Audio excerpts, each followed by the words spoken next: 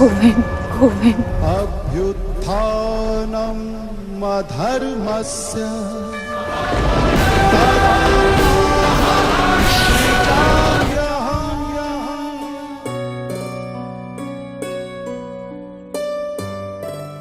प्रणाम और स्वागत है विश्व शांति दर्शन के मंच पर।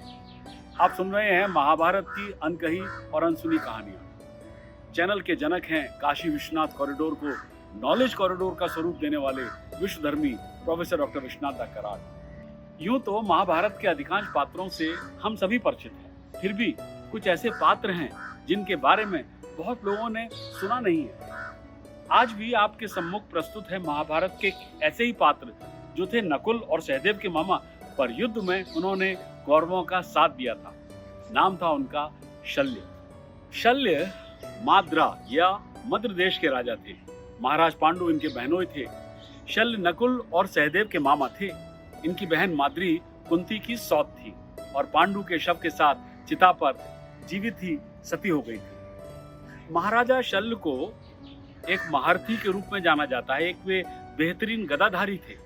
जब शल्य को पता चला कि महाभारत का युद्ध होने वाला है तो वो पांडवों की तरफ से लड़ने के लिए निकल पड़े और रास्ते में ही दुर्योधन ने उन्हें छल से अपनी सेना में मिला लिया। हुआ यूं कि जब महाभारत युद्ध का काल और तिथि तय हो गई, निश्चित हो गई, तब शल्य अपने भांजों नकुल और सहदेव के पक्ष में पांडवों की ओर से युद्ध करने निकले थे। शल्य स्वयं न सिर्फ एक महान योद्धा थे बल्कि उनकी सेना भी अत्यंत शक्तिशाली और पराक्रमी थी। जब दुर्योधन को इसका पता चला तो वो परेशान हो गया और किसी भी तरह शल्य पांडवों के पक्ष में युद्ध न करें इसके उपाय करने लगा। जब शकुनी को दुर्योधन की इस चिंता का पता चला तो उसने महसूस किया कि किसी अन्य उपाय से शल्य को पांडवों के साथ देना या उनका साथ से रोक पाना असंभव है। अतः उसने एक युक्ति खोजी कि जिस रास्ते से शल्य अपनी सेना के साथ आने वाले थे उस राह में उनके लिए पड़ाव डाल दिए और आराम करने की तथा खाने पीने की सब उत्तम व्यवस्था कर डाली। जब शल्य ने पूछा कि ये सब प्रबंध किसने किए हैं तो उन्होंने बताया कि ये सभी प्रबंध उनके प्रिय भांजे ने किए हैं। यहाँ ये जानना आवश्यक है कि दुर्योधन भी शल्य का भांजा ही था, अतः उसने झूठ नहीं बोला। उधर शल्य ने समझा कि नकुल सहदेव ने ये प्रबंध किए हैं, अतः न सिर्फ उन्होंने आतिथ्य ग्रहण किया उनका बल्कि ढेरों आशीर्वचन भी दिए। चलते समय शल्य ने अपने भांजों से मिलने की इच्छा जताई तो दुर्योधन आदि उनके समक्ष खड़े हो गए। ये देखकर शल्य हतप्रभ रह गए और दुविधा में पड़ गए, क्योंकि निकले थे वो पांडवों के पक्ष में युद्ध करने के लिए, किंतु अन्न ग्रहण कर लिया था उन्होंने दुर्योधन का। इस कारण विवश होकर उन्होंने दुर्योधन के पक्ष में ही युद्ध किया।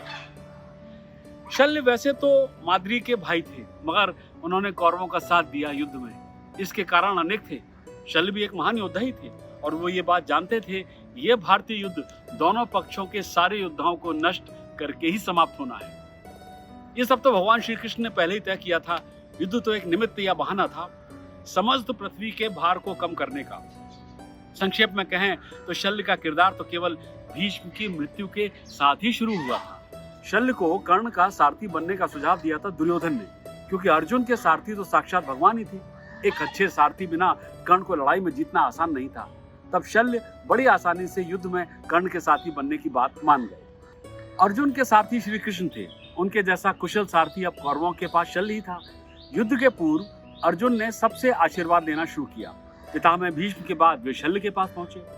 शल्य ने आशीर्वाद दिया परंतु ये भी कहा कि अर्जुन आशीष के अतिरिक्त और क्या चाहते हो। तो श्री कृष्ण ने अर्जुन को पहले ही समझा दिया था कि शल्य सा सारथी पाकर कर्ण की विजय निश्चित है, अतः तुम शल्य को आशीष के बहाने सारथ्य कुशलता से विकृत करने का प्रयास करना। अतः अर्जुन ने शल्य से कहा कि आप कर्ण से सारथ्य करते समय युद्ध में केवल ये कहते रहो कि वो निश्चित रूप से हारने वाला है और मेरी प्रशंसा भी करते रहे, और सारथ्य करने से पूर्व आप कर्ण से वचन ले लें कि वो आपकी हर बात चुपचाप सुनेगा, कोई प्रतिवाद नहीं करेगा। और फिर शल्य ने वचन दे दिया और उन्होंने अपना वचन निभाया। कर्ण को उत्साहित करने के बजाय शल्य बार बार कहने लगे, कर्ण तुम अर्जुन की बराबरी नहीं कर सकते, तुम्हारी हार तो निश्चित है, तुम इस युद्ध में पराजित ही होगे। दूसरी तरफ कर्ण भी बड़ा दम्भी था। जब भी कर्ण आत्म प्रशंसा करना आरंभ करता तो शल्य उसका उपहास करते और उसे हतोत्साहित करने का प्रयत्न करते। एक बार तो शल्य ने कर्ण को हतोत्साहित करने के लिए एक कहानी भी सुनाई। क्या कहानी थी वो? वैश्य परिवार की झूठन पर पलने वाला एक गर्वीला कौवा राजहंसों को अपने सम्मुख कुछ नहीं समझता था। एक बार एक हंस से उसने उड़ने की होड़ लगाई और बोला कि वो 100 प्रकार से उड़ना जानता है। होड़ में लंबी उड़ान लेते हुए थक कर महासागर में कौवा गिर गया। राजहंस ने प्राणों की भीख मांगते हुए उस कौवे को महासागर से बाहर निकालकर अपनी पीठ पर लादकर उसके देश पहुंचा दिया। शल्य बोला, इसी प्रकार कर्ण तुम भी कौरवों की भीख पर पलकर घमंडी होते जा रहे हो। कर्ण ये सब बार बार सुनकर अपनी दृढ़ता, पराक्रम और युद्ध की कुशलता के प्रति शंकित हो उठा। उसकी बाहों में कंपन और हृदय में घबराहट होने लगी। उसके शरीर में प्रस्वेदक प्रभावित होने लगा और उसका निशाना चूकने लगा। उसके मन में संशय जागा और महापराक्रमी होने का उसका विश्वास भी डिगने लगा। ये जो तरीका शल्य ने अपनाया था ना, कर्ण के व्यक्तित्व को ठेस पहुंचाने का, वो तो एक प्रकार से पांडवों का साथ देने जैसा ही था। ये तरीका है दुश्मन को बगैर लड़ाई के आधा परास्त करने का, जो आज भी शल्यवाद के नाम से मशहूर है। भगवान ने गीता में कहा है, संशयात्मा विनश्यते, और कर्ण इस शल्यवाद के कारण ही पराजित हुआ। शल्यवाद एक मशहूर तरीका है अपने विरोधी या शत्रु को परास्त करने का, और शल्य उस वाद के जनक माने जाते हैं। कितने देश और व्यक्ति केवल उन्हें उल्हाना देने से या उनको कमजोर दिखाने से आधे परास्त हो जाते हैं। आज भी ऐसे कितने देश हैं जो केवल पश्चिमी संस्कृति की चकाचौंध से मानसिक रूप से परास्त महसूस करते हैं। अब आप भारत में ही देखिए ना, केवल अंग्रेजी भाषा साफ नहीं बोलने के कारण कितने लोग अपने भीतर कॉम्प्लेक्स से ग्रस्त होकर हीन भावना की मानसिकता में चले जाते हैं। जबकि जापान, चीन और जर्मनी ऐसे कितने देश हैं जहाँ के लोग अंग्रेजी बिल्कुल नहीं जानते, फिर भी दुनिया के समृद्ध तथा तांत्रिक विकास के मामले में वे बहुत आगे हैं। भारतीय लोगों पर यही शल्यवाद पिछले 150 वर्षों से राज कर रहा है। शल्य की भूमिका युद्ध में बहुत महत्वपूर्ण थी। तो महाभारत काल की इसी कहानी के साथ यही करते हैं विराम। अगली बार फिर प्रस्तुत होगी ऐसी ही कोई अनसुनी अनकही कहानी। सब्सक्राइब कीजिए, साझा कीजिए और मेरे साथ देखते रहिए विश्व शांति दर्शन।